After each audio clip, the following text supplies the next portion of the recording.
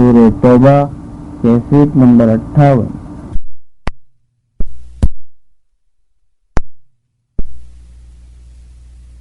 اشرف الانبیاء و سید المرسلین سیدنا محمد وعلى آلہ واصحابہ اجمعین۔ اللهم صل على سيدنا محمد وعلى آل سيدنا محمد كما صليت على إبراهيم وعلى آل إبراهيم في العالمين إنك حميد مجيد۔ قال الله تبارك وتعالى في كلامه المجيد: أعوذ بالله من الشيطان الرجيم، بسم الله الرحمن الرحيم۔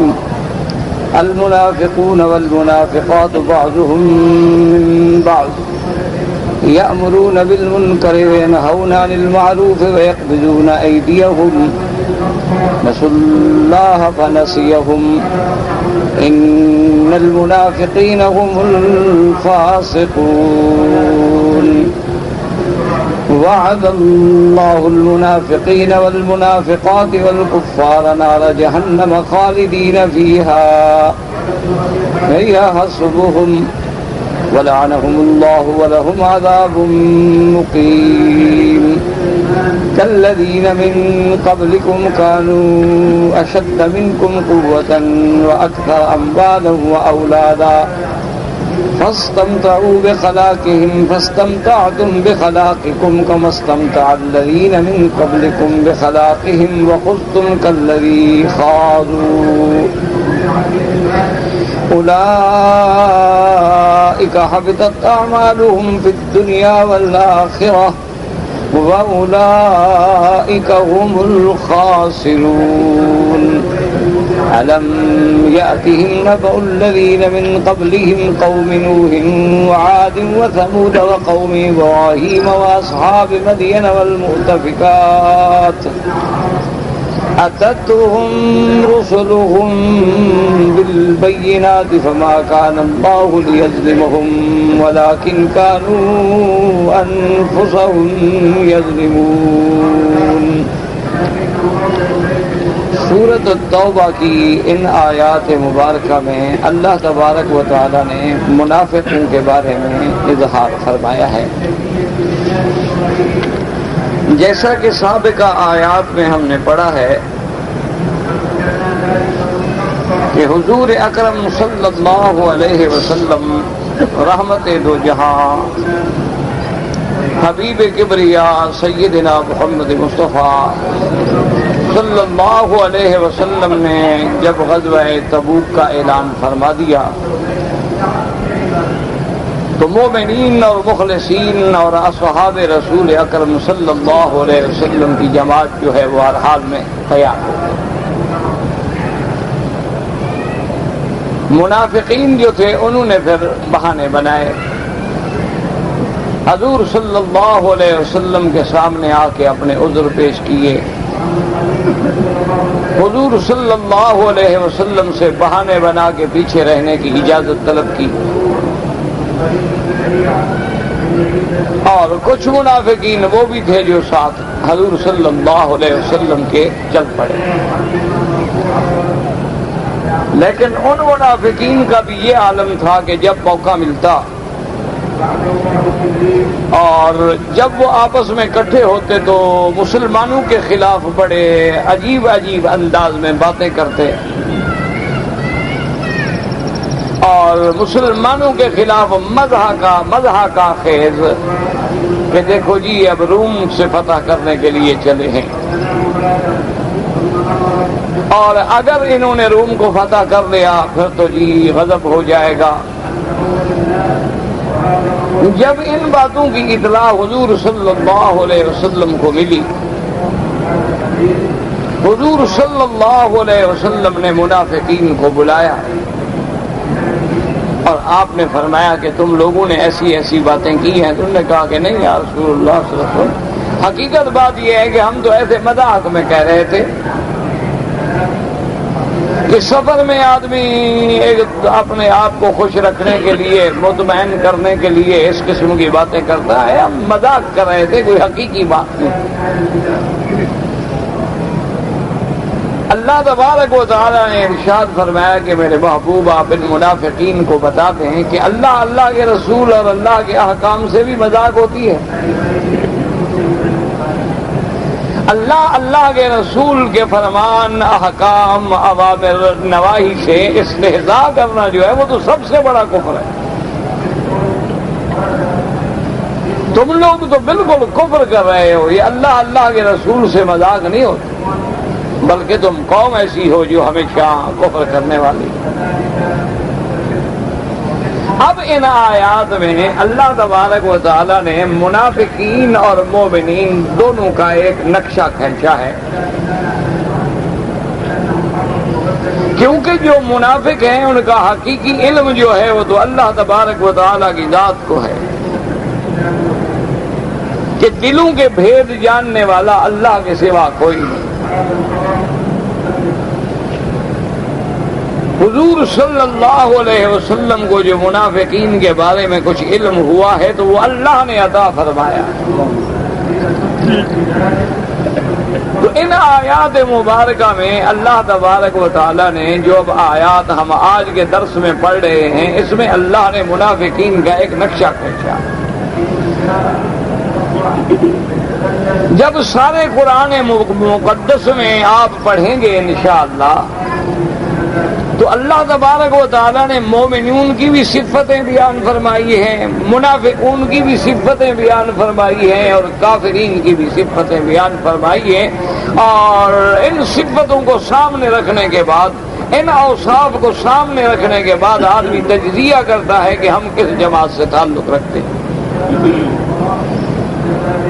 اسی لیے اللہ تبارک و تعالیٰ نے قرآن مقدس میں بنو اسرائیل کے احوال، امم سالفہ کے احوال، قوم نوح علیہ السلام، اسی طرح قوم عاد، قوم ثمود، قوم لوط، قوم فرعون، تمام اقوام ماضیہ سالفہ کے احوال بیان کیے ہیں، تاکہ حضور کی امت جو ہے وہ ان احوال کو سامنے رکھ کر غور و تدبر کرے کہ ہم کس حال میں.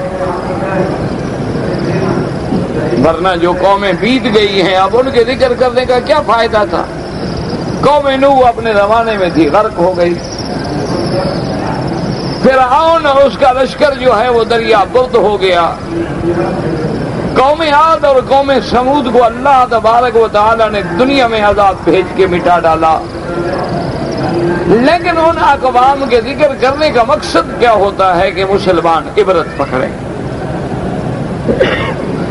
تو اس لیے ہمیشہ یاد رکھیں کہ دنیا میں حضور صلی اللہ علیہ وسلم کے زمانے میں 3 جماعتیں ہیں جو متقابل ہیں. ایک تو ہے مومن، ایمان والے، ان کو مومنین بھی کہا گیا، مفلحین بھی کہا گیا، ان کو مسلمین بھی کہا گیا، ان کو صادقین بھی کہا گیا. یہ سارے القاب جو ہیں دراصل مومنوں کے ہیں، اور پھر ان کے چونکہ مراتب ہیں، درجات ہیں، اسی لیے ان کے درجات کے مطابق مختلف الفاظوں سے اللہ کے قرآن میں ان کو یاد کیا. اور دوسرے ان کے مقابلے پہ ہیں کافرین. تو اب کافرین کو کافرین بھی کہا گیا، ان کو مشرکین بھی کہا گیا، ان کو مجرمین بھی کہا گیا، ان کو فاسقین بھی کہا گیا. تو یہ کیونکہ پھر کفر کی اقسام ہیں، کفر کے انواع ہیں. بعض شرک کی وجہ سے کافر کہلائے، مشرک کہلائے. بعض اللہ کے رسول کے انکار کی وجہ سے کافر کہلائے.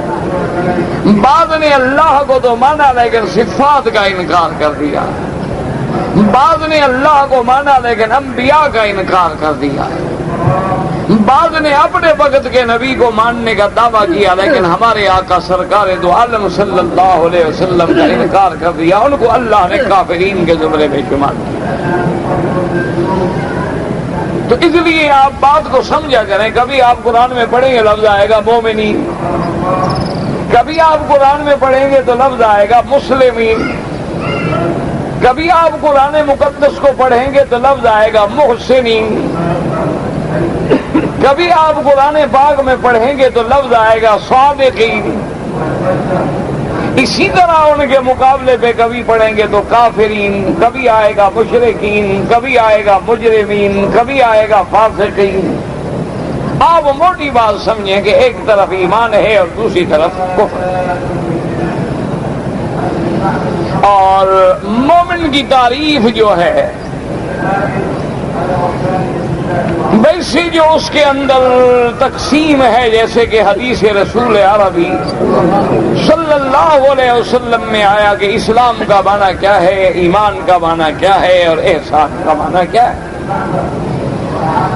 وہ ایک علمی تحقیق ہے۔ عام متن جو تقسیم ہے آپ یہ یاد رکھیں کہ مسلمان وہ ہوتا ہے جس کے اندر باہر ظاہر باطن صحیح معنی میں اللہ، اللہ کے رسول اور اس کی کتابوں پہ اور اوامر و نواہی پہ ایمان، اور ایمان کی جامع تعریف جو ہے جمیع ائمہ کرام کے نزدیک کہ دل میں تصدیق ہو، زبان پہ اقرار ہو اور اعضاء جو ہیں وہ اس کی گواہی دیں۔ اسی لیے محدثین کرام نے، بڑے بڑے علماء اسلاف نے فرمایا کہ ایمان کی تعریف یہ ہوتی ہے کہ تصدیق بالقلب، دل میں تصدیق ہو اس پر، اور اقرار باللسان، زبان سے بھی اقرار ہو، شہادتین اللہ الہ الا اللہ وان محمد رسول اللہ، وعمل بالارکان، اور انسان کا بدن جو ہے وہ اس تصدیق کے مطابق گواہی دے رہا ہو، تو یہ ہے ایمان۔ اور اسی طرح اس کے مقابلے پہ کفر ہے کہ نہ دل میں تصدیق ہے، نہ زبان سے اقرار ہے، اور نہ اللہ، اللہ کے رسول کے فرامین پہ عمل سے اس بات ہے، وہ کھلے کافر ہے۔ اور ایک تیسری قسم ہوتی ہے منافقین، جن کو اللہ نے قرآن میں منافقین کے لفظ سے بھی یاد فرمایا۔ اللہ تبارک و تعالی نے جن کے بارے میں سورۃ المنافقون بھی نازل فرمائی، اذا جاءک المنافقون قالوا نشهد انک لرسول اللہ واللہ یعلم انک لرسولہ واللہ یشهد ان المنافقین لکاذبون۔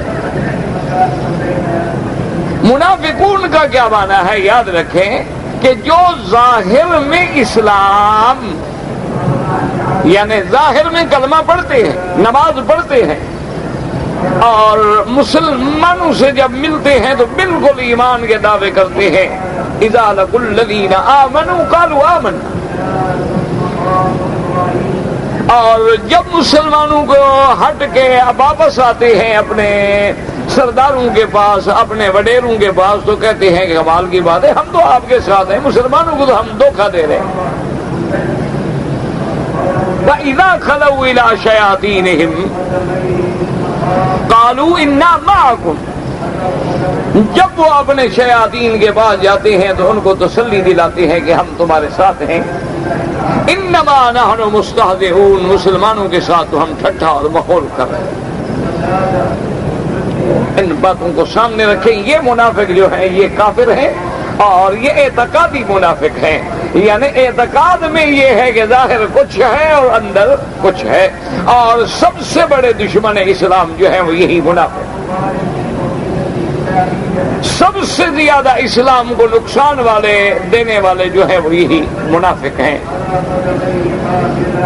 اسی لیے اللہ تبارک و تعالی نے ان منافقوں کے لیے کافروں سے بھی زیادہ شدید سزا رکھی ہے، اور قرآن میں واضح کر دیا ہے کہ ان المنافقین فی الدرک الاسفل من النار، منافقین جو ہے جہنم کے سب سے نچلے طبقے میں۔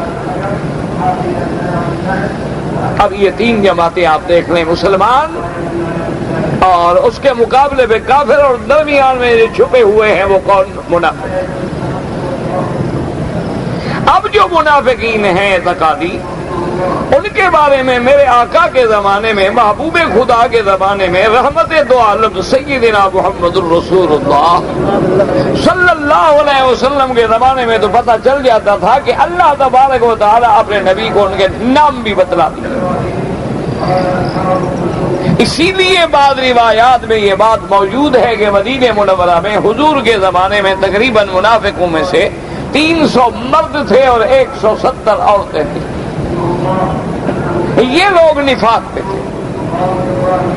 حضور صلی اللہ علیہ وسلم کو بعض منافقین کے باقاعدہ نام بتلا دیے گئے جو حضور صلی اللہ علیہ وسلم نے اپنے صحابی حضرت حذیفہ بن الیمان رضی اللہ تعالی عنہ کو بتلا دیے اور ہدایت بھی کر دی کہ اور کسی کو نہ بتلایا جائے. حضور صلی اللہ علیہ وسلم کی وفات کے بعد اب آپ اور ہم نہیں فیصلہ کر سکتے کہ منافق کون ہے. اب اگر دنیا میں کوئی ہے تو وہ نفاق عملی ہوگا، یعنی بظاہر کلمہ پڑتا ہے، ہم تو ظاہر کو دیکھیں گے، اور اس کا عمل جو ہے وہ نفاق ہے لیکن عمل میں نفاق ہے. کیا مانا کہ اس کے اعمال ایسے ہیں جو منافقوں کے اعمال ہیں. ورنہ اب ایمان کا فیصلہ یا دلوں کا بھید جو ہے وہ اللہ کے سوا کوئی نہیں جانتا، اور وحی کا سلسلہ جو ہے وہ منقطع ہو چکا. اللہ کے نبی کے بعد وحی آنی بند ہو گئی، آپ کے بعد نبوت کا دروازہ بند کر دیا گیا. اس لیے اب ظاہری جو ہے وہ اعمال پہ نظر ڈالی جائے گی لیکن ان کے بارے میں ہم کوئی فیصلہ نہیں کر سکیں گے کیونکہ باطن کا علم جو ہے وہ اللہ تبارک و تعالیٰ کی ذات. اللہ اور اللہ کے رسول نے ہمیں نقشہ دیا ہے، جیسے کہ میرے آقا نے، میرے محبوب نے، محبوب کائنات حبیب کبریا سیدنا محمد مصطفیٰ صلی اللہ علیہ وسلم نے فرمایا اپنی امت کو کہ آیت المنافق ثلاث، منافقوں کی نشانیاں جو ہیں 3 ہیں. اور حضور نے بتلا دیا کہ منافق کی پہلی نشانی کیا ہے؟ اذا حدث کذب، جب بات کرے تو جھوٹی بات کرے. تو جھوٹ بولنا جو ہے یہ بھی منافقوں کی علامت ہے. اور آج آپ ٹھنڈے دل سے دیکھیں کہ ہمارے مسلمان کتنے ہیں جو سچ بولتے ہیں. آج ہمارے اندر کتنے مسلمان ہیں جو سچ بولنے والے ہیں. آپ بڑے لوگوں پہ نظر ڈالیں، چھوٹے لوگوں پہ نظر ڈالیں، بظاہر علم والوں پہ نظر ڈالیں، جہل والوں پہ نظر ڈالیں، پہلی نشانی کیا ہے؟ اذا حدث کذب. تو اب جب آپ جھوٹ بول رہے ہوں یا جھوٹے دوست ہوں آپ کے تو اندازہ لگا لیا کریں گے یہ مومن کا کام نہیں، یہ منافق کا کام. اور دوسری نشانی حضور نے فرمایا اذا وعد اخلف، جب وعدہ کرے تو جھوٹا کرے. اسی طرح آپ اپنے اپنے اعمال پہ نظر ڈالیں کہ ہم سچا وعدہ کرتے ہیں. اگر ہمارے وعدے میں وفا نہیں ہے تو مانا یہ ہے کہ یہ بھی منافق کی علامت. اور تیسری نشانی میرے محبوب نے بتلائی اذا اؤتمن خان، جب امانت دی جائے تو خیانت کرے. اب امانت سے مراد یاد رکھیں مال و دولت بھی ہوتا ہے، اور امانت سے مراد مجلس کے راز بھی ہوتے ہیں کہ میں نے آپ سے جو بات کی ہے یہ بھی امانت ہے. اللہ رسول کے فرامین جو ہے یہ بھی امانت ہے. کسی کا مال دولت رکھنا جو ہے یہ بھی امانت ہے، اگر خیانت کرے تو یہ بھی منافق کی علامت ہے. اور ایک حدیث مبارک میں حضور نے فرمایا کہ اس کی چوتھی نشانی یہ ہے کہ اذا خاصم فجر، جب وہ لڑائی جھگڑا کرے تو گندی گالیاں بکتا ہو. اب ان علامات کو سامنے رکھ کر میرے بھائی آپ بھی اپنے گریبان میں جھانکیں، میں بھی اپنے گریبان میں جھانکوں اور اندازہ کروں کہ کیا ہمارے اندر یہ صفتیں تو نہیں آ گئی، اور اگر آ گئی ہے تو یہ تو مومن کی صفتیں ہو نہیں سکتی. اسی لیے اللہ تبارک و تعالیٰ نے ان آیات مبارکہ میں ایک منافقوں کا نقشہ کھینچا ہے، اور ان کے بعد اگلی آیات میں مومنوں کا نقشہ کھینچا ہے. اور یاد رکھو کہ جب لفظ منافق مومن کے مقابلے پہ آئے تو مراد وہ منافق سے کافر ہوتا ہے. اسی طرح جہاں قرآن میں ایک طرف لفظ آئے مجرمین کا اور ایک طرف مومنین کا، تو مجرمین سے مراد بھی کافر ہوگا کہ مومن کے مقابلے پہ ہے، ورنہ تو مجرمین سے مراد ہوتا ہے جرم کرنے والا۔ اسی طرح فاسقین کا مقابلے پہ اگر سامنے ایمان کا مقابلہ آئے تو مراد کافر ہوتا ہے۔ اسی طرح اگر شکر کرنے والے اور کفر کرنے والے تو مراد مومن اور کافر ہوتے ہیں۔ اس لیے آج کے سبق میں ہم نے اللہ کے قرآن کی جو آیات پڑھی ہیں، آپ بھی اس میں غور کریں، تدبر کریں، اور مجھے بھی اور ہر پڑھنے والے کو اللہ اپنے قرآن میں تدبر کرنے کی اور اپنے قرآن کو سمجھنے کی اور اس پہ عمل کرنے کی توفیق عطا فرمائے۔ فرمایا المنافقون والمنافقات، اللہ تبارک و تعالی نے فرمایا المنافقون والمنافقات بعضهم من بعض، اللہ نے فرمایا منافق مرد ہوں یا منافق عورتیں، کیونکہ جیسے مومن مرد ہوتے ہیں کافر بھی ہوتے ہیں، جیسے عورتوں میں مومنات ہوتی ہیں کافرات بھی ہوتی ہیں، اسی طرح مردوں میں بھی منافق ہیں عورتوں میں بھی منافق ہیں۔ فرمایا وہ آپس میں ایک دوسرے سے کیا مانا کہ منافق کا تعلق منافق سے ہوگا، کافر کا کافر سے ہوگا، مومن کا مومن سے ہوگا۔ یہ قاعدہ ہے کہ ہر جنس جو ہے اپنے جنس سے پیار کرتی ہے، جیسے کہ بزرگوں نے ہمیں سمجھانے کے لیے بتایا ہے کہ کند ہم جنس را با ہم جنس پرواز، کبوتر با کبوتر باز با باز۔ آپ نے کبھی نہیں دیکھا کہ کبوتر باز کے ساتھ اڑ رہا ہو یا باز کبوتروں کے ساتھ اڑ رہا ہو۔ کبوتر کبوتروں کے ساتھ اڑتے ہیں، چڑیاں چڑیوں کے ساتھ اڑتی ہیں، شاہین شاہینوں کے ساتھ اڑتے ہیں، ایک جنس ہے۔ اسی طرح مسلمان مسلمانوں کے ساتھ، مومن مومنوں کے ساتھ، صادق صادقوں کے ساتھ، اور منافق جو ہے وہ منافق کے ساتھ۔ ایمان سے دیکھ لیں کہ آج دنیا میں نقشہ سامنے رکھ لیں، شرابی شرابیوں کے ساتھ ہوتا ہے، اور نشے والے لوگ جو ہیں وہ نشے والوں کے ساتھ ہوتے ہیں، ان کی اپنی ایک سوسائٹی ہے اور اپنی نعوذ باللہ ایک جماعت ہے۔ اسی طرح آپ دیکھ لیں کہ نماز پڑھنے والے نمازی نمازی کے ساتھ ہوگا، بے نماز کے ساتھ ہوگا، تاش کھیلنے والے 100 میل دور رہتے ہوں ڈھونڈ ڈھونڈ کے دوست بنائیں گے، جوئے والے 1,00,000 میل دور رہتے ہوں ایک دوسرے سے وہی دوستی بنائیں گے۔ زانی کا دوست ہوتا ہے، شرابی کا دوست ہوتا ہے، جواری کا دوست ہوتا ہے، منافق کا دوست ہوتا ہے، اور مومن کا دوست ہوتا ہے۔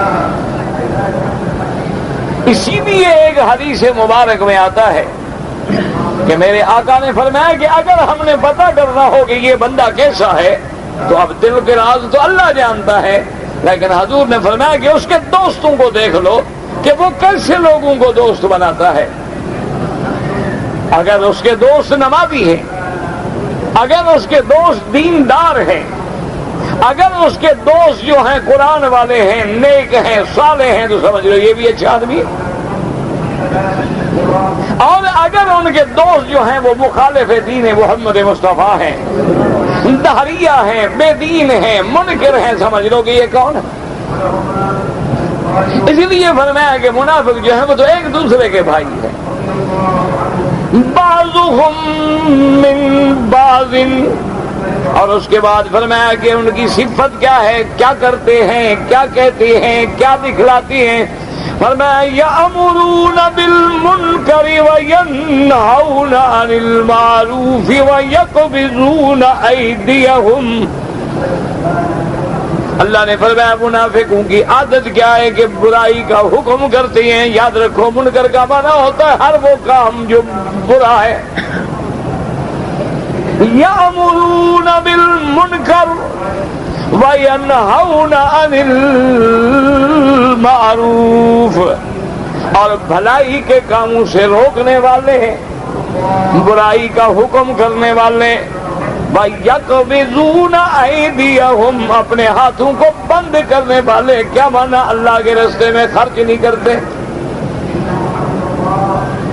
اسی سے آپ اندازہ لگائیں، ذرا غور کیا کریں کہ قرآن یہ کیوں کہتا ہے کہ ہم دیکھیں کہ کیا ہمارے اندر تو یہ حال نہیں ہے کہ آج بھی جو آدمی لوگوں کو نماز سے روکتا ہے، اللہ کے دین سے روکتا ہے، تبلیغ سے روکتا ہے، عبادت سے روکتا ہے، قرآن سننے سے، قرآن پڑھنے سے، اہل حق سے، علماء سے، بزرگوں سے، اولیاء اللہ سے، ہر اچھے کام سے روک رہا ہے اور برے کاموں کی طرف رغبت دلانے والا، کبھی آپ کو رات کو گانے پہ بلاتا ہے، کبھی مجرے پہ بلاتا ہے، کبھی تاش پہ بلاتا ہے، کبھی کفر کی مجلسوں میں بلاتا ہے، کبھی حرام کاری کی مجلسوں میں بلاتا ہے، تو غور کریں کہ یہ عادت مسلمان کی تو نہیں ہو سکتی۔ یہ تو کبھی نہیں ہو سکتا کہ مسلمان جو ہے اذان سننے کے بعد کہے کہ چلو چلو گھر چلتے ہیں یار، وہاں بیٹھ کے ذرا گپ شپ لگاتے ہیں۔ یہ مسلمان کی تو صفت نہیں ہو سکتی کہ آذان سنے، اقامت سنے، اللہ کی تکبیر آئے، اللہ کے بلانے والا بلائے، حی علی الصلاۃ، حی علی الصلاۃ، اللہ نماز کی طرف اس کا منادی بلا رہے اور کہتے چلو یار گھر بیٹھتے ہیں، چھوڑو نماز کیا ہے میاں، اللہ نے بخشا تو بخش دیں گے، نہ بخشیں تو نمازیوں کو بھی نہ بخشیں۔ تو اسی سے اندازہ لگا لیں گے یہ جو برائی کا حکم کرنے والا ہے، کہتا ہے بھئی آؤ یار چھوڑو بیٹھتے ہیں، ذرا تاش واش کھیلتے ہیں، گیم لگاتے ہیں۔ کہتے ہیں یار آج کل تو بڑے اچھے اچھے جوئے کی مشینیں لگی ہوئی ہیں، کبھی 100 ریال ڈالو تو 1000 مل جاتا ہے۔ یہ منکرات کی طرف بلانے والے جو ہیں یہ منافقوں کی علامت ہے۔ اور اللہ کے راستے میں خرچ کرنا ہو تو ان جیسا بخیل کوئی نہیں ہے۔ اگر فلمیں خریدنی ہوں تو روزانہ جناب رات کو چندے کر کے بھی پیسے اکٹھے کر لیں گے، لیکن اگر اللہ کے دین کے لیے خرچ کرنا ہو، چھوڑو یار ان مولویوں کو تو مانگنے کی عادت بڑھ گئی، یہ تو ایسے لوگ ہیں نا، بیاہ میں پیشہ ور لوگ ہیں، ایسے بھیک مانگتے رہتے ہیں۔ اللہ نے فرمایا یقبضون ایدیہم، اپنے ہاتھوں کو بند کیا ہوا ہے، کیا مانا؟ اللہ کے راستے میں خرچ نہیں کرنا۔ اور یہ سارا کیوں کرتے ہیں؟ یاد رکھو، نسوا اللہ فنسیہم، انہوں نے اللہ کو بھلا رکھا ہے، اللہ نے ان کو بھلا دیا۔ کیا مانا کہ اگر اللہ یاد ہو، اللہ کا خوف دل میں ہو، اللہ کی عظمت ہمارے دلوں میں جاگزین ہو، اور ہمیں پتہ ہو کہ اللہ ہمارا ہر حرکت، ہر عمل، ہر سکون، ہر کام دیکھ رہے ہیں، جاننے والے ہیں، سننے والے ہیں، تو ہم کبھی ایسی حرکتیں کیوں کریں؟ لیکن ایک بات یاد رکھیں کہ یہاں لفظ آ گیا ہے کہ انہوں نے اللہ کو بھلا دیا اور اللہ نے ان کو بھلا دیا، حالانکہ اللہ کی تو صفت ہے، ہمارا خدا تو کبھی بھولتا نہیں، وہ تو بھولنے سے پاک ہے۔ اللہ تبارک و تعالیٰ کی تو صفت یہ ہے کہ لا یضل ربی ولا ینسا، اللہ تبارک و تعالیٰ بہکنے سے پاک، بھولنے سے پاک، بلکہ تمام صفات نقصان سے پاک، جو اس کی ذات کو زیب نہ دیں، لائق شان نہ ہوں۔ تو اس کے لیے علماء دو معنی کرتے ہیں، بعض علماء تو اس کا ترجمہ کرتے ہیں کہ بھی انہوں نے اللہ کو چھوڑ دیا، اللہ نے ان کو بھی چھوڑ دیا۔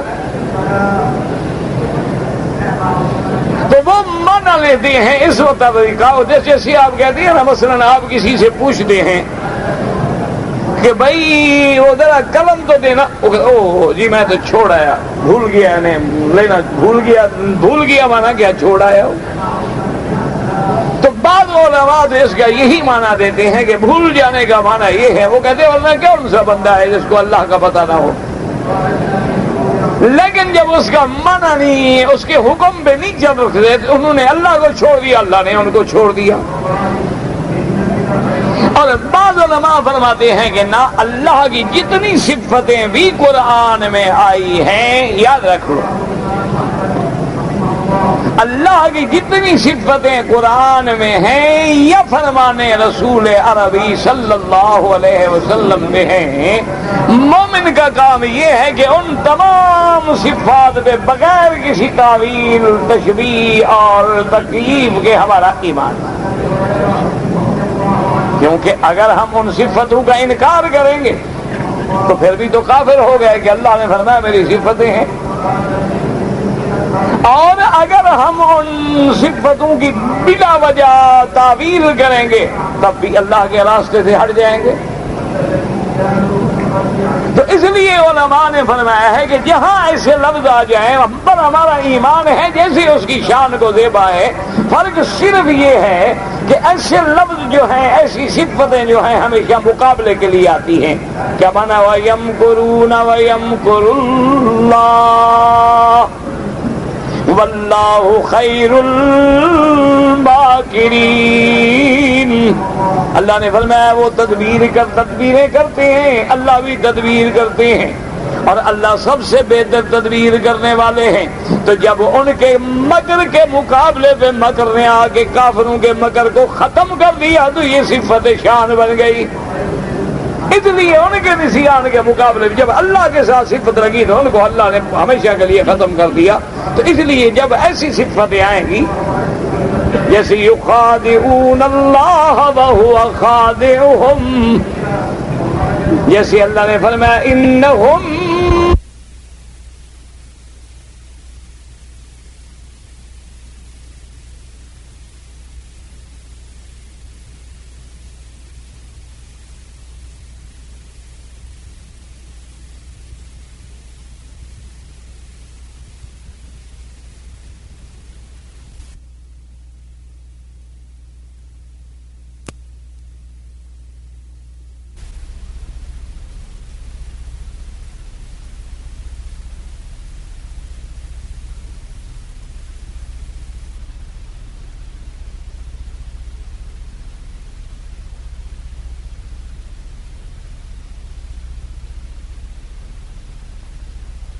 صفتیں تقابل پہ آئے تو صفت شان بن جاتی ہے۔ لیکن اس کو یوں سمجھے ایک آدمی مکر کرتا ہے تو یہ تو کوئی اچھا کام نہیں، لیکن اگر کوئی مکر کرے اور اس کے مکر کو اپنی تدبیر سے مٹا ڈالو تو مکر کا توڑ دینا جو ہے یہ تو صفت شان ہے نا، یہ تو کمال ہے کہ بھئی دشمن نے تدبیر کی تمہیں نقصان پہنچانے کی، آپ نے ایسی تدبیر کی کہ دشمن کی تدبیر کو ختم کر ڈالا، تو یہ تو بڑے کمال کی بات ہے نا۔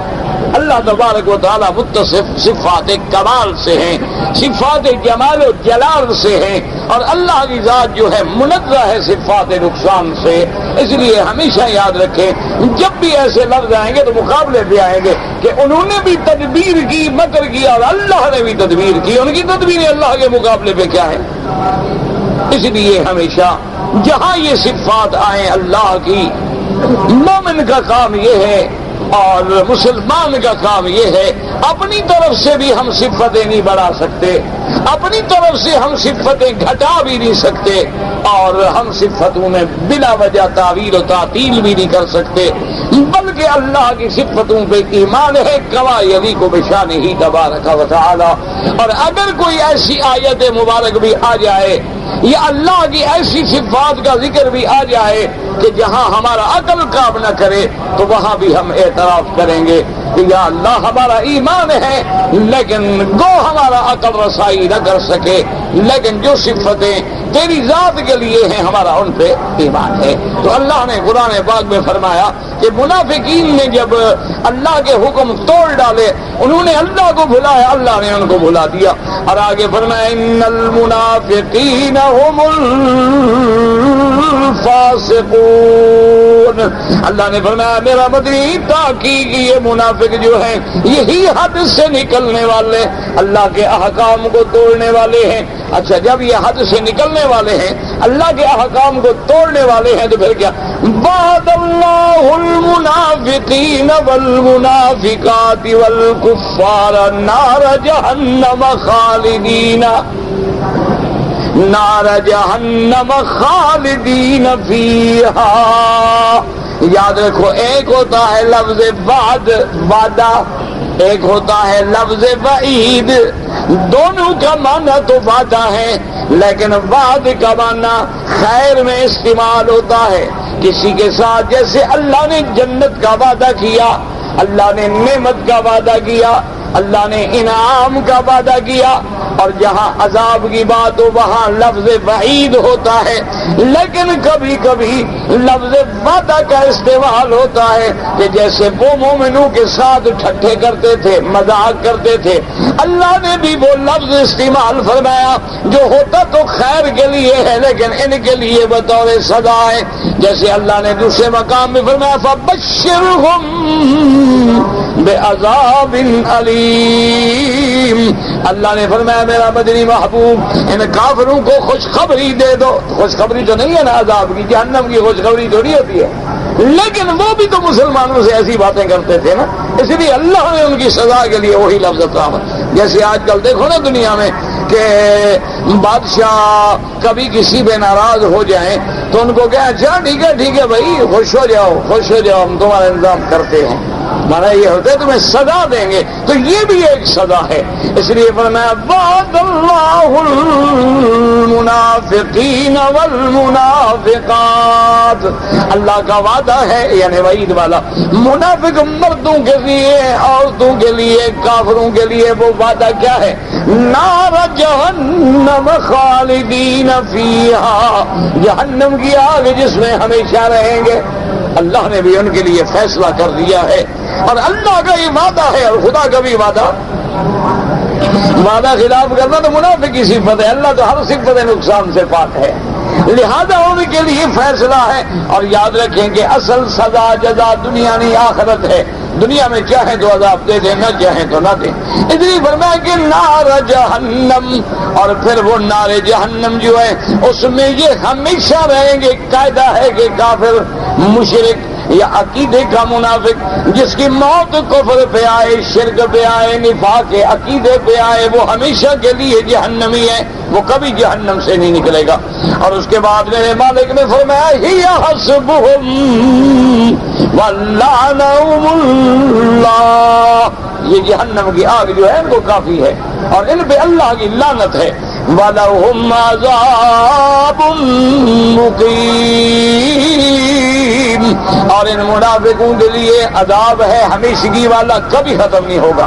اب آگے اللہ نے پھر مثال دی، کَالَّذِينَ مِن قَبْلِكُمْ كَانُوا أَشَدَّ مِنكُمْ قُوَّةً وَأَكْثَرَ أَمْوَالًا وَأَوْلَادًا، اللہ نے فرمایا جو تم سے پہلے تھے، یاد رکھو، بعض علماء نے فرمایا اس کا تعلق بھی منافقین کے ساتھ ہے، کہ منافقین جو تھے نا یہود میں، بنو اسرائیل میں، اللہ نے فرمایا تم سے پہلے جو بنو اسرائیل تھے منافق، وہ بھی بڑے تھے، طاقت میں تم سے زیادہ تھے، مال و اولاد میں تم سے زیادہ تھے، انہوں نے بھی اپنے حصے کا فائدہ اٹھا لیا، جیسے تم بھی اپنے وقت کا، دور کا جو اللہ نے مہلت دی ہے فائدہ اٹھا دو، جیسے کہ تم سے پہلوں نے اٹھایا ہے۔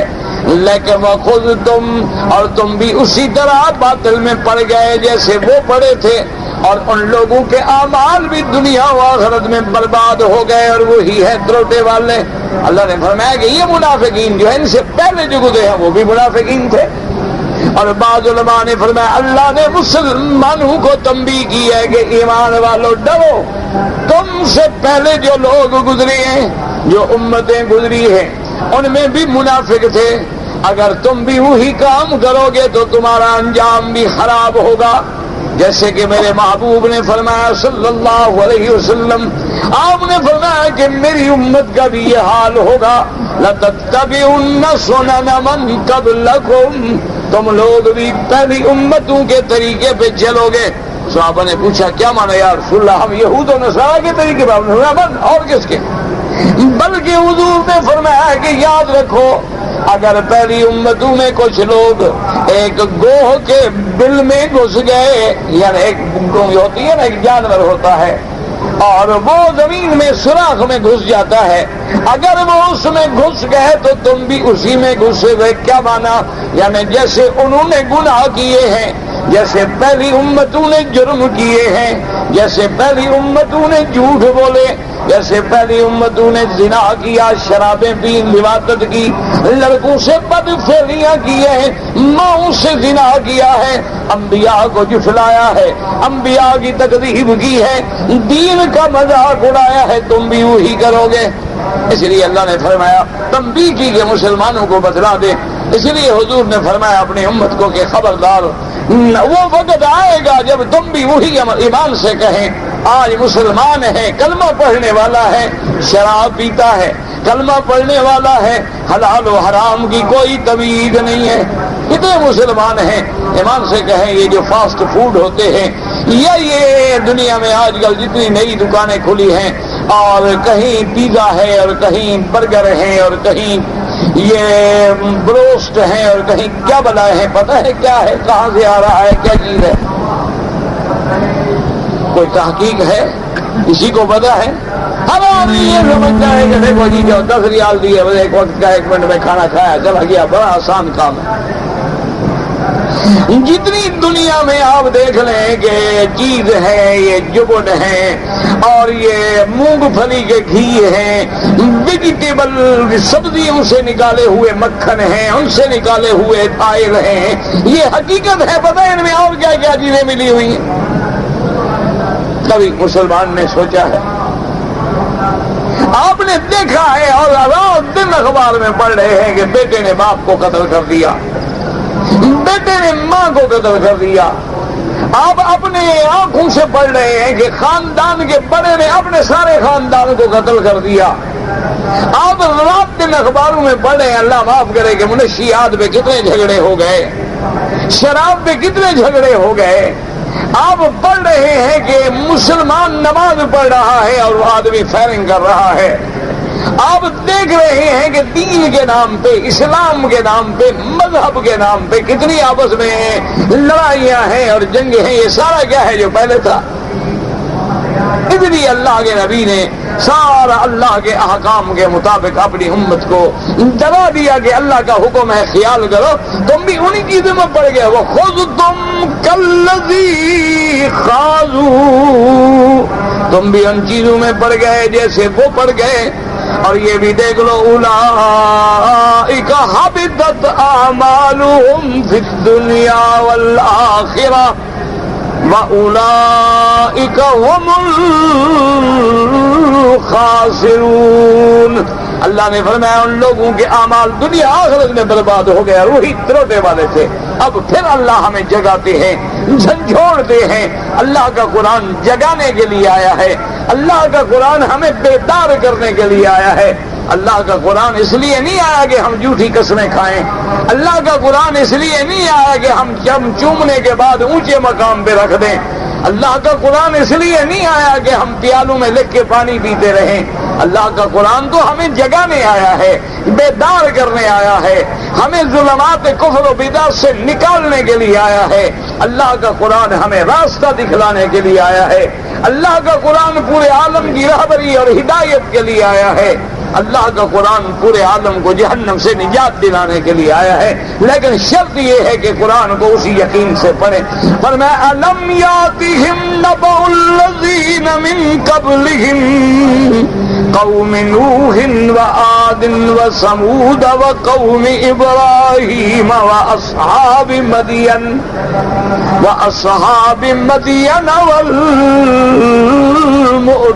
والمؤتفقات۔ اللہ نے فرمایا میرا محبوب کیا ان کو نہیں پہنچی نبأ الذین، نبا مانا خبر، یاد رکھو نبا کا مانا خبر، جیسے قرآن کہتا ہے یتساءلون عن النبأ العظیم، جیسے قرآن فرماتا ہے ذالک من انباء الغیب، جیسے کہ اللہ کا قرآن فرماتا ہے قل هو نبأ عظیم، جیسے اللہ فرماتا ہے یا ایھا الذین آمنوا ان جاءکم فاسق بنبأ، تو نبأ کا معنی یاد رکھو خبر کا معنی ہوتا ہے لیکن نبا اس خبر کو کہتے ہیں جو بڑی اہمیت والی ہو، بڑی اہم خبر ہو. ایک تو مطلق خبر ہے، اس کو کہیں گے خبر، لیکن وہ خبر جو بڑی اہم خبر ہے تو کہتے ہیں نبا. یہاں اللہ نے فرمایا الم یاتہم نبأ الذین من قبلہم، کیا ان کو وہ بڑی خبر، وہ اہم خبر نہیں پہنچی جو ان سے پہلے گزر گئی ہیں قومیں، ان کے بارے میں. قوم نوح، کہ نوح علیہ السلام کی قوم جن کو اللہ نے طوفان بھیج کے غرق کر دیا ہے. قوم عاد و ثمود، قوم عاد کے بارے میں جن کو اللہ نے ہوا بھیج کے برباد کر دیا ہے. قوم ثمود کے بارے میں جس کو اللہ نے صیحہ سے ہلاک کر دیا. قوم ابراہیم، اللہ تبارک و تعالیٰ نے قوم ابراہیم یعنی نمرود اور نمرود کی جماعت، ان کو بھی اللہ نے اپنے عذاب سے ہلاک کیا. اور نمرود کو اللہ نے عبرت کا نمونہ بنا دیا کہ ایک چھوٹے سے مچھر کو اس کے دماغ میں بٹھا دیا. اصحاب مدین والمؤتفکات، کیا ان کو اصحاب مدین کی خبر نہیں پہنچی مدائن میں؟ اور مؤتفکات کا معنی وہ بستیوں والے یعنی حضرت لوط علیہ السلام کی قوم جو تھی، ان کے اعمال، ان کے افعال. پھر اللہ نے لوط کی قوم کو کیوں ہلاک کیا، قوم عاد کو کیوں ہلاک کیا، قوم سمود کو کیوں ہلاک کیا. قوم نوح میں دیکھو کہ بتوں کی عبادت آ گئی. اسی طرح دیکھیں کسی قوم میں کم تولنے کی عادت آ گئی. اسی طرح دیکھیں کہ بعض قوموں میں سورج کی اور چاند کی عبادت آ گئی. اسی طرح دیکھیں کہ بعض قوموں میں مردوں سے بدفعلی کی عادت آ گئی. انجام کیا نکلا؟ اللہ نے ان کو ہلاک و برباد کر ڈالا. تو کیا اللہ نے فرمایا ان کو پتہ نہیں لگا میرے نبی ان کے پاس خبر نہیں آئی؟ اندھے انہوں نے غور نہیں کیا؟ یہ روزانہ تو گزرتے ہیں ان کی بستیوں میں. تم حج پڑھنے جو آتے ہو ایمان سے کہیں ہر حاجی جو ہے وہ وادی محصر سے گزرتا ہے جہاں اللہ نے ہاتھیوں کو ابابیلوں سے برباد کر دیا تھا. تو کیا جب وہ گزرتا ہے نہیں دیکھتا؟ اسی طرح اگر آپ مدینے سے شام کے رستے میں جائیں تو یہ ساری امم سالفہ کی تاریخیں، ان کے کھنڈر، ان کی علامات سے آپ گزر کے جاتے ہیں. اللہ نے فرمایا ان نے کبھی غور نہیں کیا. اگر آپ مصر میں جاتے ہیں تو دریائے نیل سے گزرتے ہیں، احرام کو دیکھتے ہیں، فرعونہ کی ممی اور لاشوں کو دیکھتے ہیں. کیا کبھی غور نہیں کیا کہ ان کو ہم نے کیوں برباد کیا؟ اور جن گناہوں کی وجہ سے ہم نے ان امتوں کو برباد کر دیا ہے، کیا وہ گناہ تمہارے اندر تو نہیں آ گئے؟ اور اگر تمہارے اندر آ گئے ہیں تو پھر انجام کیا ہوگا جو ان کا ہوا ہے؟ اس لیے اللہ نے فرمایا تَتْلُوهُمْ رُسُلُهُمْ بِالْبَيِّنَاتِ، ان کے پاس اللہ کے رسول آئے، کھلی نشانیاں لے کے آئے، کھلے معجزے لے کے آئے، لیکن ان ظالموں نے نہ مانا. تو ہمارے پاس تو سب سے افضل رسول آئے، سب سے اجمل، سب سے اکمل، سب سے بڑی شان والے، سب سے زیادہ معجزات والے، قرآن والے میرا بدری محمد آئے صلی اللہ علیہ وسلم. دعا کریں اللہ ہمیں حضور کی محبت نصیب کرے. مسلمانوں دعا کیا کرو اللہ ہمیں حضور کا عشق نصیب کر دے. حضور صلی اللہ علیہ وسلم سرکار مدینہ کی محبت اور ادب نصیب کر دے. آپ کی حدیث اور سنت کا ادب نصیب کر دے، اور قرآن و حدیث کے ورثاء، علماء، فقہاء، ائمہ محدثین کا ادب نصیب کر دے. اللہ ہمیں بے ادبی سے، گستاخی سے بچا لے. اس لیے فرماتے ہیں تَتْلُوهُمْ رُسُلُهُمْ، ان کے بعد رسول آئے نشانیاں لے کے. فما كان الله ليظلمهم ولكن كانوا انفسهم يظلمون. اللہ نے جو ان کو ہلاک کیا، عذاب دیا، برباد کر دیا، اللہ نے ظلم نہیں کیا. اللہ تو ظلم سے پاک ہیں. اللہ تو کسی بندے کو سزا نہیں دیتے، لیکن انہوں نے اپنے جانوں پہ خود ظلم کیا. اللہ کو چھوڑ کے مخلوق کو مان لیا، اللہ کو چھوڑ کے بتوں کو مان لیا، اللہ کے فرمان کو چھوڑ کے ظالموں کے فرمانوں پہ چل پڑے. نتیجہ کیا نکلا کہ ہلاک و برباد ہو گئے. تو اس لیے اللہ نے منافقوں کا نقشہ کھینچا، کافروں کا نقشہ کھینچا، امت محمد مصطفیٰ کو جگانے کے لیے کہ آپ غور کریں، خدا نہ کرے کہ ہم ان عادات میں، ان اعمال میں، ان افعال میں تو مبتلا نہیں ہو گئے ہیں۔ دعا کریں اللہ ہمیں اعمال سیئہ سے بچا لے اور اللہ ہماری ظاہری باطنی بیماریاں دور کر دے۔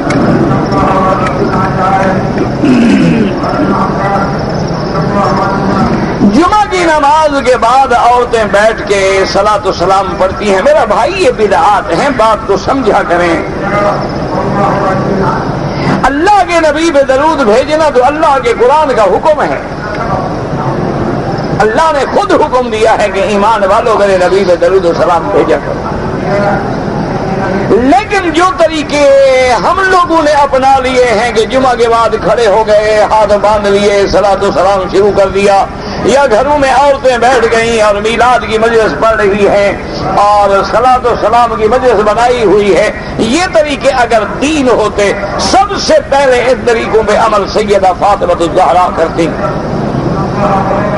یہ طریقے اگر دین ہوتے تو سب سے پہلے سیدہ عائشہ، سیدہ حفصہ، سیدہ زینب ازواج رسول رضوان اللہ علیہم اجمعین کرتی۔ ویسے آپ روزانہ درود پڑھیں، صبح و شام درود پڑھیں، ہر قدم پہ درود پڑھیں، چلتے پھرتے اٹھتے بیٹھتے درود پڑھیں، وہ منع نہیں۔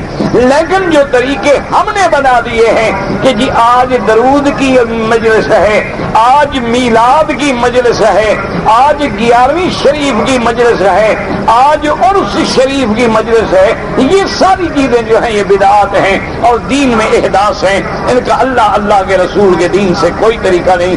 اگر یہ دین ہوتا میرا مدنی حکم دیتے صحابہ کو کہ ابراہیم علیہ السلام کا میلاد مناؤ، سیدنا اسماعیل علیہ السلام کا میلاد مناؤ گے، میرے ابا ہیں اور اللہ کے خلیل ہیں، خلیل اللہ ہیں، ذبیح اللہ ہیں۔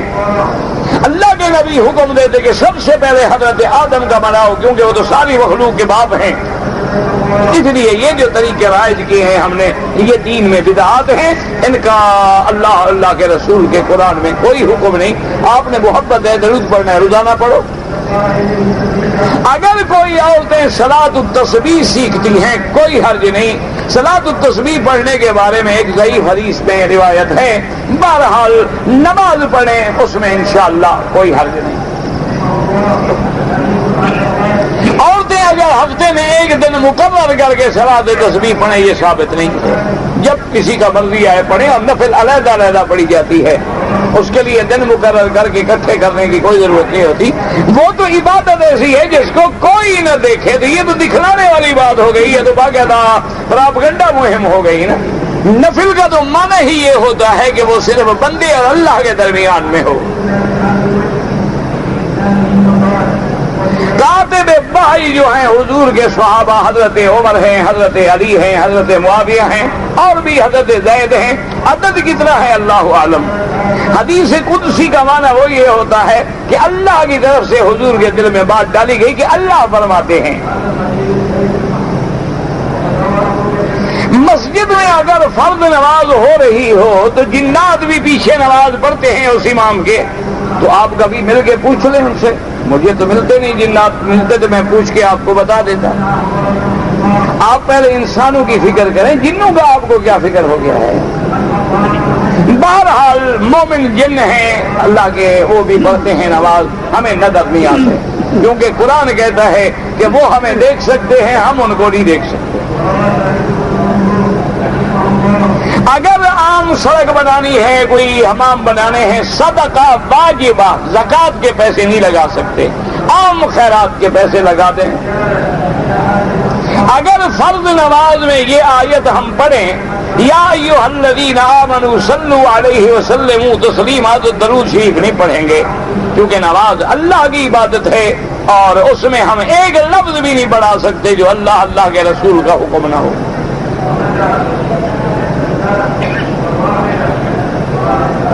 آخرت میں حافظ قرآن ایک آیت پڑھے گا تو 6666 وہ درجے کیسے ہوں گے؟ جنت کی بات ہے جو ہم جانتے ہی نہیں۔ مالا عین رات، نہ آنکھوں نے دیکھے، نہ کانوں نے سنے ہیں، نہ ولا خطر علی قلب بشر۔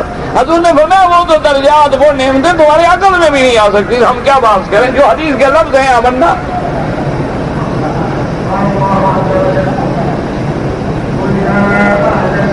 بینک میں ایک کھاتا ہے نفع نقصان کا، یہ جو آپ کے ملک میں کھاتے ہیں نا نفع نقصان والے، یہ تو بالکل اسی طرح ہیں جیسے شراب کے اوپر لکھ دو روح افزا،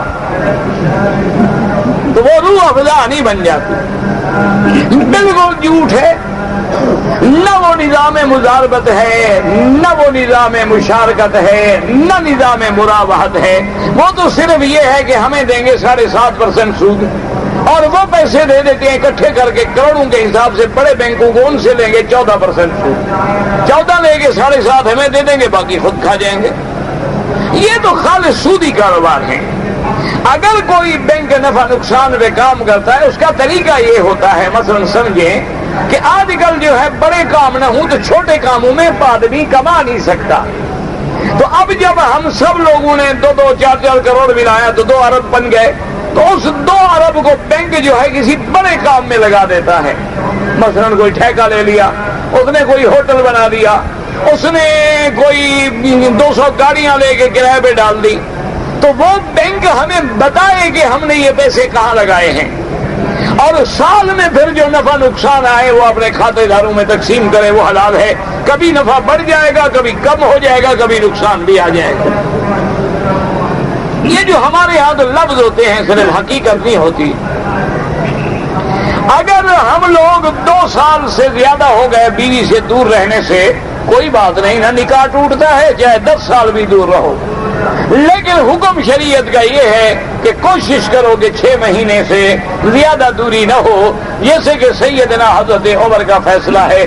لیکن اگر بھی آدمی ویزے پہ مجبور ہے، چھٹی نہیں ملتی، بیوی بچے نہیں منگا سکتا، لیکن میاں بیوی راضی ہے اور بیوی نے بھی اجازت دی ہے، یعنی اس نے بھی اپنے حقوق 2 سال کے لیے معاف کیے ہیں، کبھی اب نہیں آ سکتے ہو، میں راضی ہوں، اور اس کی جان مال عزت بھی محفوظ ہے، تو کوئی حرج نہیں۔ حالت احرام میں جب آدمی نیت کر لے احرام کی، لبیک اللہم لبیک پڑھ لے، اب خوشبو لگانا حرام ہے۔ اگر خوشبو ایک پورے حصے پہ، یعنی مثلا ایک ہاتھ پہ لگا دی تو ایک بکری دم دینی پڑے گی، اگر کوئی اور لگا دے تو جلدی سے جا کے دھو ڈالے، یا غلطی سے خود لگا بیٹھا یاد آیا کہ میں تو احرام میں ہوں تو فوراً جا کے دھو ڈالے، تو انشاءاللہ دم نہیں دینا پڑے گا۔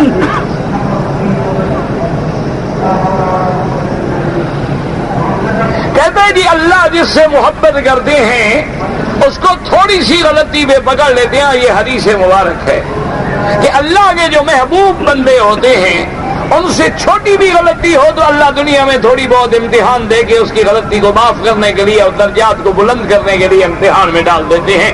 اور جو اللہ سے دور ہیں، دور رہیں، پڑے رہیں، کھاتے رہیں، پیتے رہیں، ان کو تو ایک ہی دفعہ رگڑا دینا ہے نا جہنم میں۔ بھئی یہ تو عام سی بات ہے نا، دیکھو نا، آپ کو اپنی اولاد سے محبت ہوتی ہے تو اگر آپ کے سامنے بیٹھا ہو بیٹا اور بائیں ہاتھ میں پان کہتے نہیں نہیں بیٹا بائیں ہاتھ میں پان نہ پکڑو، دائیں ہاتھ میں۔ اگر بیٹے نے کپڑا جو پہنا ہے وہ اچھا نہیں لگ رہا تو آپ فوراً پکڑ لیتے ہیں، بیٹا یہ کیا کر رہے ہو، دیکھو بالکل تمہاری ٹانگیں نظر آ رہی ہیں، بدن نظر آ رہا ہے، کیسے کپڑے پہن رہے ہو۔ اگر اس نے ذرا سا کوئی بال خراب گیا، بیٹا کیا کر رہے ہو، تو محبوب جو ہوتا ہے اس کی ہر غلطی، اب دیکھیں آدمی ہے بیوی سے پیار ہے، ذرا بھی غلطی کرے تو آدمی کو کتنا لگے گی، اور جس سے پیار نہ ہو آپ کو کبھی جبھی ہے بات۔ تو اللہ کے بھی جو محبوب ہیں جب وہ چھوٹی سی غلطی کرتے ہیں تو امتحان آ جائے، اچھا میرے بھی بنتے ہو پھر غلطیاں بھی کرتے ہو، میرے دوست بھی بنتے ہو اور اس کے بعد پھر یہ افضل کام چھوڑ کے غیر افضل کریں، ان کو وہاں بھی پکڑ لیا جاتا ہے۔ تو بہرحال دعا یہ کریں کہ اللہ تو ہمیں بغیر پکڑے معاف کر دے، دعا یہ کیا کریں، ہم تو کسی حال کے قابل ہیں نہیں، یہ تو اللہ والوں کی بات ہوتی ہے، وہ برداشت کر سکتے ہیں، ہماری کیا طاقت ہے۔ ہم سے تو ایک ہی دعا مانگا کرو، اسألک العفو والعافیہ، اللہ معافی بھی دے، اللہ صحت بھی دے، کسی کا محتاج نہ کر۔ اللہم انا نعوذ بک عن البرص والجذام وعن سیء الاسقام، اللہ ہمیں بری بیماریوں سے، بڑی چھوٹی بیماریوں سے محفوظ فرما۔ اسلام کے 4 امام ہیں، یہ کس نے کہا ہے آپ کو اسلام کے امام جو ہے فقہ کے ہیں، ائمہ فقہ، اور فقہ جو ہے وہ دین کی ہے۔ کیا دلیل ہے؟ دلیل یہ ہے کہ موجود ہیں، 5واں بتلاؤ کون ہے؟ یعنی اب آپ مجھ سے پوچھیں جی کعبے کی دلیل دو، میں کو سامنے کھڑا ہے، اس کی اب دلیل کیا دوں؟ نہ اب آپ کہیں جی کعبے کی دلیل دو کہ کعبہ شریف کدھر ہے، یار یہ تو کھڑا ہے. تو اب دلیل مانگنے والا بے وقوف ہے یا دلیل دینے والا بے وقوف ہوگا؟ اب کوئی آدمی مجھ سے کہے کہ جناب دلیل دے کہ ابھی رات ہے، تو اس کی بھی کوئی دلیل ہوتی ہے. اب کوئی آدمی مجھ سے دلیل دے کہ جناب کھانا ناک سے کھاتے ہیں یا منہ سے. اللہ کے بندے یہ تو ایسے واضح بات ہے جیسے اللہ کے نبی کی 6 کتابیں بعد کے ائمہ نے لکھی ہیں. اسی طرح فقہاء ائمہ جو ہے امام ابو حنیفہ رحمۃ اللہ، امام شافعی، امام مالک، امام احمد بن حنبل رحمۃ اللہ علیہم، اور ان کا زمانہ جو ہے وہ زمانہ اقرب ہے الی رسول اللہ صلی اللہ علیہ وسلم. اور اب یہ ساری امت جانے، جیسے کسی نے خوب کہا ہے نا کہ جانے نہ جانے گل ہی نہ جانے، باغ تو سارا جانے ہے. ساری امت تو جانتی ہے، اگر دنیا میں چند آدمی نہ جانے یا جان کے نہ مانے تو ان کی شان میں کوئی فرق نہیں آتا.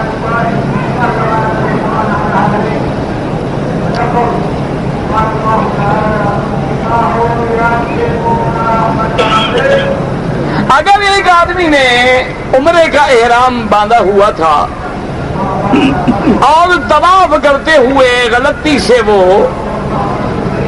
ایک چکر جو ہے حتیم کے اندر سے کاٹ لیا، وہ چکر ان کا نہیں ہوا، لیکن 6 چکر انہوں نے اگر پورے کاٹے ہیں تو انشاءاللہ عمرہ ہو گیا، دم بھی کوئی نہیں پڑی. کیونکہ طواف کے اکثر چکر جو ہیں اگر صحیح ہو جائیں تو امام ابو حنیفہ رحمۃ اللہ علیہ کے نزدیک طواف ہو جاتا ہے. لیکن اگر وہ بندہ یہاں موجود ہے تو ایک دفعہ طواف پھر اسی نیت سے دوہرا لے کہ یا اللہ اس طواف میں جو غلطی رہ گئی تھی اس کے بدلے میں پھر طواف کر رہا ہوں. بہرحال دم انشاءاللہ کوئی نہیں ہے، لیکن آئندہ احتیاط کیا کریں. آب زمزم بہتر ہے کہ حوض کوثر. محدثین فرماتے ہیں کہ زمزم بہتر ہے کیونکہ حضور کا دل مبارک جو ہے وہ حوض کوثر کے پانی سے نہیں زمزم کے پانی سے دھویا گیا. میں نے اپنے والدین کا عمرہ کیا، وہ زندہ ہیں، کوئی حرج نہیں، انشاءاللہ اللہ ثواب دیں گے. نماز جمعہ سے پہلے 4 سنتیں اور بعد میں بھی 4 سنتیں مؤکدہ ہیں امام ابو حنیفہ رحمۃ اللہ علیہ کے نزدیک.